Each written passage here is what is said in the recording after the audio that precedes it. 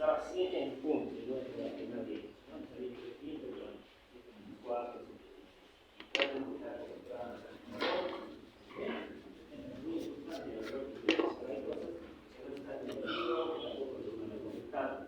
muy bien, entonces, estudio de la médula ósea. Siempre en estas clases yo trato, ¿no?, de todo lo que aprendemos en fisiología nos va a servir en el futuro para la comprensión de las patologías. ¿Bien? Cuando ustedes estén en cuarto o quinto año leyendo un tema, una patología, pónganse diabetes. Hagan diabetes en un libro de medicina interna, además de la definición, luego viene fisiología. Pero no esta fisiología como 5 o 10 hojas, como el gato, está pues un párrafo, porque se supone que ustedes ya saben. Las personas que, digamos, no les muestran mucho interés, que no han logrado, digamos, asimilar todos sus conocimientos, es más difícil, toma más tiempo. Este es el momento en el cual ustedes deben captar toda la información, ¿no? Deben tratar de asimilar, ¿no?, y enamorarse prácticamente de la fisiología, porque eso les va a ayudar a un futuro, ya sean clínicos o quirúrgicos. Bueno, por eso me entiendo que sean clínicos o quirúrgicos.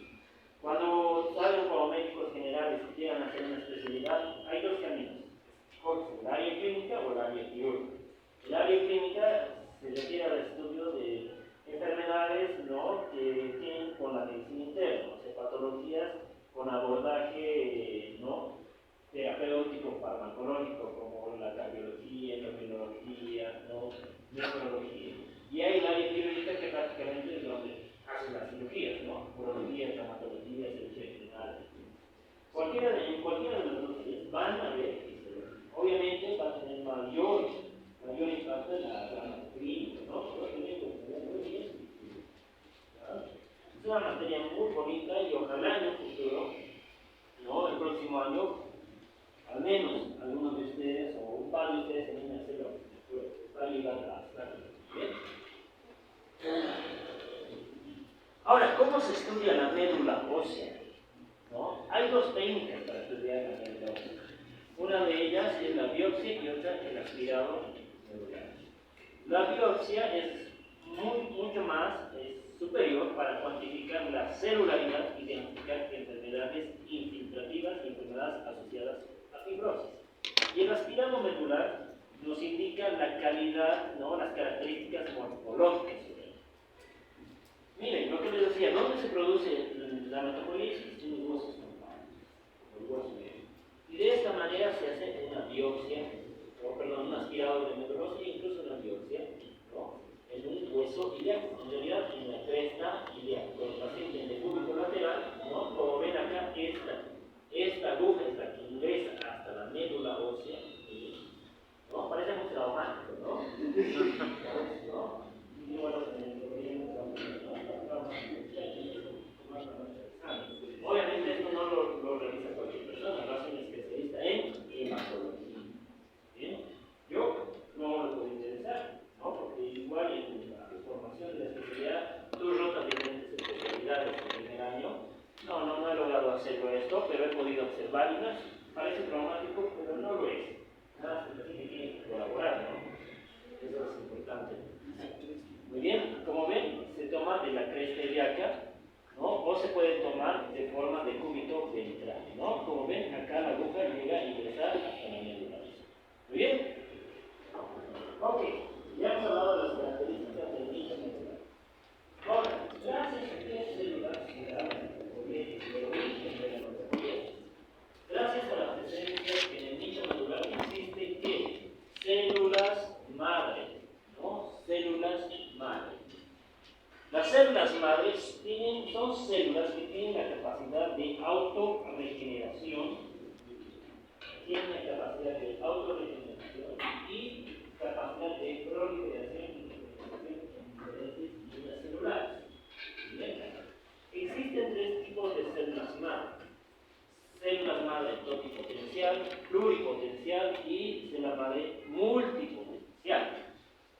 ¿Cuáles son las diferencias entre cada una de estas? Las células madre totipotencial son capaces de producir cualquier célula del cuerpo, incluyendo tejidos extraembrionarios. ¿Qué es un tejido extraembrionario? Un ejemplo. Placenta. Exacto, la placenta. células madres pluripotenciales. Son células capaces de producir cualquiera de las células o de las células que forman las capas germinales. Hablamos de endodermo, mesodermo y ectodermo. Pero estas no tienen el potencial de producir tejido extraembrionario. ¿Bien? Y las células madre multipotencial son células que tienen la capacidad de producir células específicas de una misma capa germinal, cualquiera de estas. Estas son las que se encuentran en todos los tejidos en una muy pequeña proporción y son las encargadas de reemplazar las células destruidas en los mismos tejidos. Entonces, ¿qué tipo de células madres tenemos en la médula ósea? Toti, pluri o multipotencial. Tenemos las células madre multipotencial porque van a ser las que se van a encargar de reemplazar a las células, ¿no?, que ya están senescentes o ya con su vida se dividen, ¿no?, en los últimos días, son las que se encargan de reemplazar. ¿Bien? Y este grafiquito, ¿no?, lo van a encontrar en cualquier bibliografía, pero vamos a tratar de explicar cómo se da la hematopoiesis, ¿no? La hematopoiesis se va a dar origen gracias a la presencia de la célula madre multipotente. Muy bien. Esta célula madre multipotente se va a poder autorregenerar, o sea, formar otra célula madre o diferenciarse en célula madre mieloide o célula madre linfoide, ¿no? La célula madre mieloide nos va a dar origen a los diferentes tipos celulares que corresponden a la serie mieloide, como cuáles: a las células de los megacariocitos, a los eritrocitos, neutrófilos, monocitos, eosinófilos, basófilos y mastocitos. Pero esta célula madre se va a diferenciar, ¿no?, se va a diferenciar en tipos específicos de células, ¿no?, que una vez que se diferencien en estos tipos específicos de células, conocidas como unidad formadora de colonias, ¿no?, una vez que agarren esta especificidad, van a desarrollar un lineaje específico. Algunos plaquetas, algunos glóbulos rojos, a partir de las unidades formadoras de colonias. Aquí tengo unidad formadora de colonias de megacariocitos, unidad formadora de colonias de eritrocitos, unidad formadora de colonias de granulocitos y monocitos, y estos se diferencian en neutrófilo y monocito, unidad formadora de colonias de eosinófilos, basófilos y mastocitos. Todo esto comprende la serie mieloide. Por el otro lado tenemos la serie o células madres linfoides, que se van a subdiferenciar, ¿no?, en lo que es las células pro-B o prolinfocitos B y prolinfocitos T, que van a dar origen a las células, ¿no?, de tipo B o células plasmáticas y a las células de tipo T o células T o linfocitos T. ¿Qué más llama la atención en este cuadro? ¿Qué son estos? Dice SEF, TPO, IL3, ¿qué son? Son factores de crecimiento y de diferenciación. Son factores de crecimiento y de diferenciación. Gracias a que las células madres se van a diferenciar en estos subtipos celulares, gracias a la presencia de factores de crecimiento. Por ejemplo, aquí tenemos el factor estimulante de colonias en la célula madre, ¿no?, multipotencial, ¿no? Tenemos la interleuquina 7, muy bien, y uno de los principales en la serie mieloide es la interleuquina 3, factores de crecimiento. Ahorita vamos a clasificar a todas estas interleuquinas. ¿Es necesario saber cuáles son? Sí, pero les voy a mostrar una diapositiva un poco más fácil de entender. Muy bien. ¿Qué más llama la atención acá? La célula madre tiene la capacidad de autorregenerarse, o sea, formar otras células madre y de diferenciarse en serie mieloide o linfoide. Muy bien. Estas se van a conocer como células progenitoras. Muy bien. Se van a conocer como células progenitoras porque son las iniciales que van a dar origen a diferentes tipos de células madres y van a diferenciarse en una serie grande. Estas se van a conocer como células progenitoras. Incluso estas, ¿no?, estas que son unidades formadoras, ¿no?, de células mieloides, siguen siendo células precursoras, progenitoras. Luego viene lo que se denomina células precursoras. Muy bien, células progenitoras son las que dan origen a las células madre de las diferentes series, mieloides o linfoides. Luego vienen las células precursoras. Las células precursoras van a ser aquellas unidades formadoras de colonias que ya están relacionadas con una línea específica de células de la sangre, por ejemplo. La unidad formadora de colonias de megacariocitos está relacionada con la formación de plaquetas. Entonces, esta unidad formadora de colonias de megacariocitos ya se conoce como una célula precursora. Solo se va a dirigir y va a tener como función formar un tipo celular específico. Entonces, esta se va a conocer como célula precursora, que todavía incluso es inmadura, porque luego viene el otro tipo de células, que van a ser las células ya maduras. Muy bien, son células ya fisiológicamente no activas, muy bien, que ya son funcionales. Entonces tenemos tres tipos de células en la hematopoiesis: células progenitoras, células precursoras, que son un tipo específico ya de células, muy bien, pero inmaduras, tenemos las células maduras. ¿Bien? Se dan cuenta, este gráfico nos ha tomado bastante tiempo, son cosas que no existen, ¿no?, en ciertas bibliografías, por eso es importante asistir a teoría. Bien, y aquí están los factores estimulantes de crecimiento. Muy bien, que en inglés es factores estimulantes de colonias. Muy bien, CSE, no es factor estimulante de crecimiento en inglés, sino factor estimulante de colonias. Muy bien, estos factores de crecimiento van a ser de dos tipos. Muy bien, factores estimulantes, ¿no?, en estadios iniciales de hematopoiesis y factores estimulantes ya en estadios más avanzados o en un tipo específico de células. ¿Cuáles son los factores de crecimiento, ¿no?, iniciales que actúan sobre las células madre? La Spin Cell Factor o factor estimulador de células madre, ¿no?, que se conoce como CECI. Las interleuquinas, lo que decía, interleucina 3, 6, 11 y 12, muy bien. El factor estimulante de colonias granulocítica monocítica y la interleuquina 7.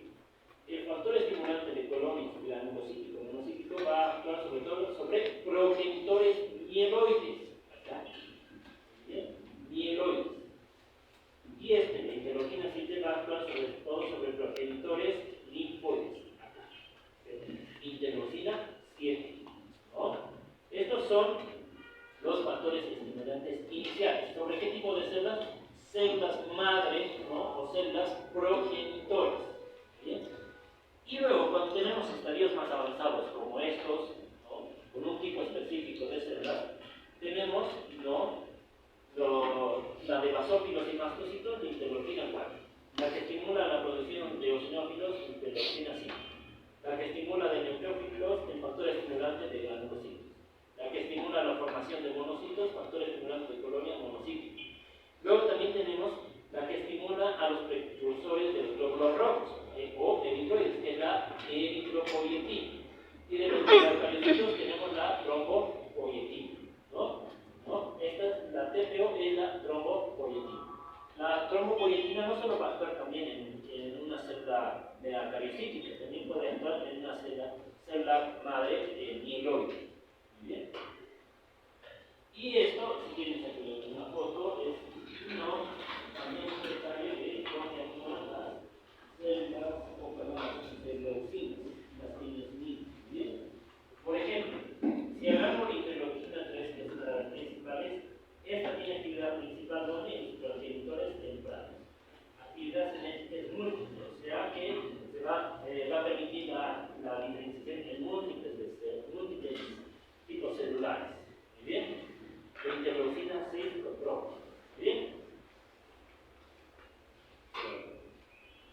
Muy bien, hasta ahí es la hematopoiesis. Ahora vamos a enfocarnos específicamente en la eritropoiesis.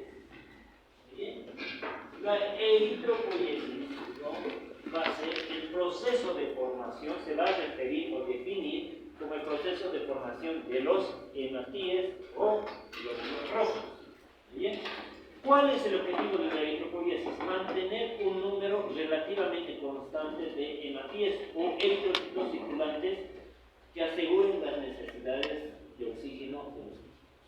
El objetivo de la eritropoiesis, además de la formación de glóbulos rojos, es mantener un número adecuado de estos glóbulos rojos para el transporte de oxígeno.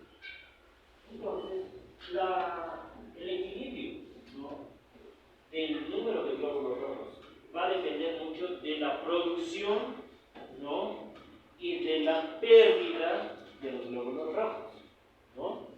Va a haber ciertos factores que van a aumentar la producción de glóbulos rojos, como va a haber ciertos factores que van a aumentar la pérdida de los glóbulos rojos. ¿Bien? El objetivo de la eritropoiesis es mantener un número constante. ¿Cuál es el número constante? Ya lo igualó.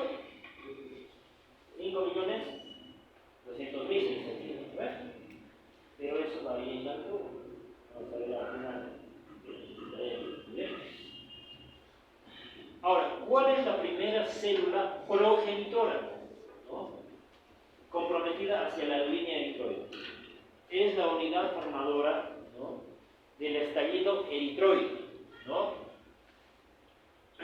Es Burst Form Unit, ¿bien? Eritroide. La unidad formadora del estallido eritroide. ¿La se encuentra? ¿Dónde está? ¿Lo he perdido? ¿Lo necesito? Ah, justo lo había tocado.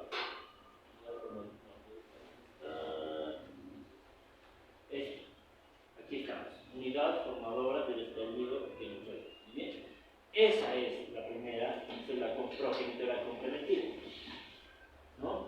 Y aquí tenemos los pasos de la eritropoiesis. Bien, este gráfico es un poco más entendible. ¿De dónde se origina la eritropoiesis? De una célula madre, al igual que el resto del tipo de células.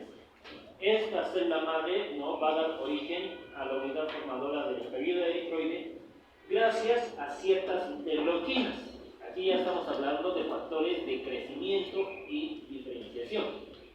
¿Qué interleucinas o factores de crecimiento? El factor estimulante de colonias del granulocítico y monocítico y la interleucina 3.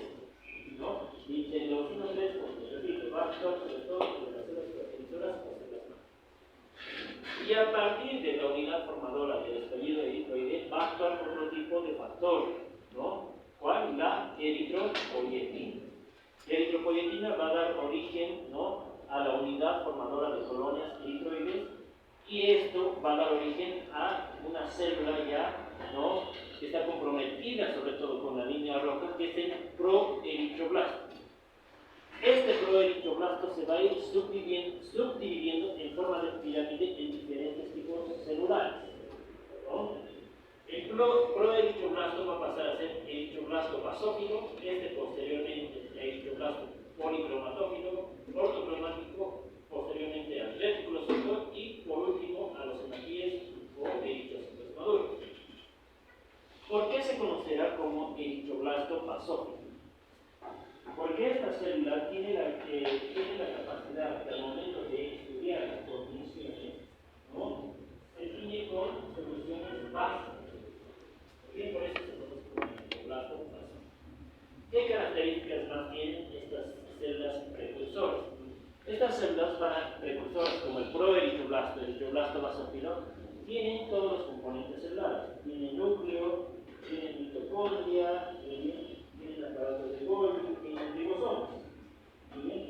Sin embargo, como ustedes han debido ver en el año de la histología, ¿no es cierto?, estas van perdiendo, ¿no?, diferentes organelos, ¿no?, a medida que van pasando cada una de estas.